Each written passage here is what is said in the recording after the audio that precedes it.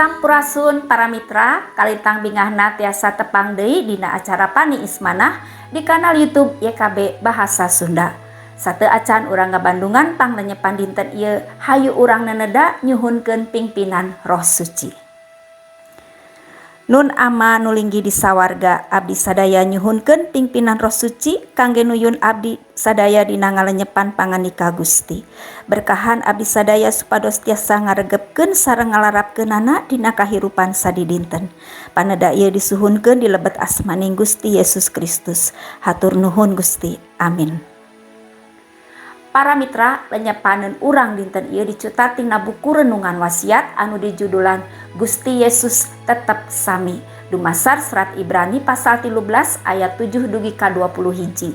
Sareng nas janten puseur panglenyepan urang nyaeta ayatna nu ka-8 anu unggalna kieu.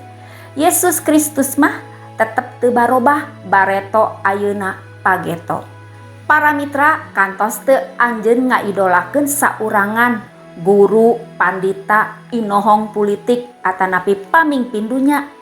Ilaharna urang ngajantenkeun saurangan minangka idola atanapi panutan teh pedah naon-naon nuku anjeunna dipilampah janten tuladan kanggo urang. Nanging kantos teu idola urang eta teh robih janten nguciwakeun urang. Kawitna anjeunna paripolahna sae tapi geuning enjing pageto dimangsa pijagaeun. Kabuktos anjeunna nyeleweng, patukang tonggong sareng cariosanana jangjina sareng milampah hal-hal nu teu marenah. Balukarna urang janten sedih, bendu sareng ikhtiar ngahilapkeunana. Para mitra, jalmi mah memang tiasa robih, kapungkur sae ari teras kadieuna paripolahna awon, munapek, telenges kasasama. Tapi teu kitu Gusti Yesus mah. Teks kitab suci dinten ieu nandeskeun yen Gusti Yesus mah teu robih timang sanutos kapungkur danget ieu nu nuju dipajeng sareng pageto nyaeta pijagaeun. Naon hartosna kanggo urang?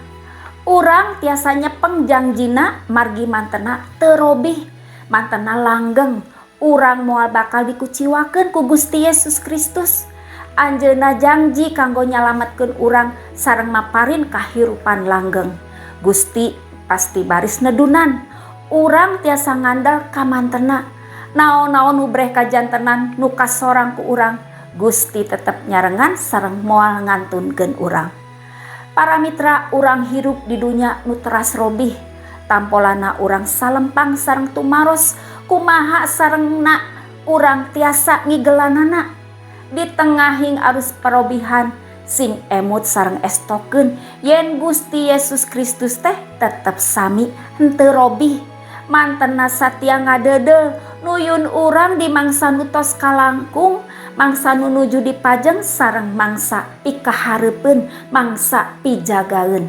Pangna kitu ulah sieun, ulah salempang. Hayu urang ngadoa.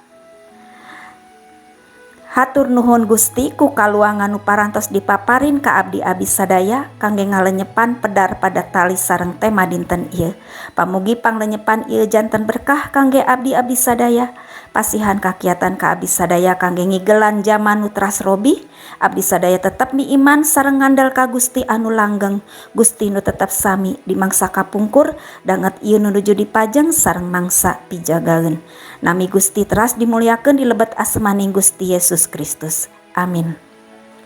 Para mitra, rupina sakitu anu kapihatur panglenyepan dinten ieu, pamugi tiasa janten berkah kanggo urang sadayana.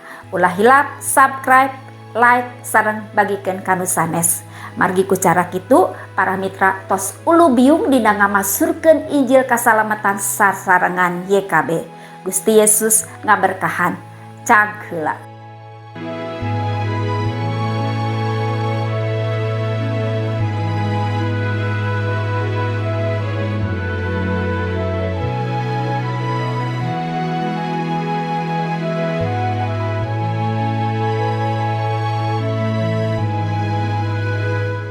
Sahabat, mari dukung pelayanan dan pekabaran Injil melalui YKB dengan membagikan link acara ini kepada sebanyak mungkin orang.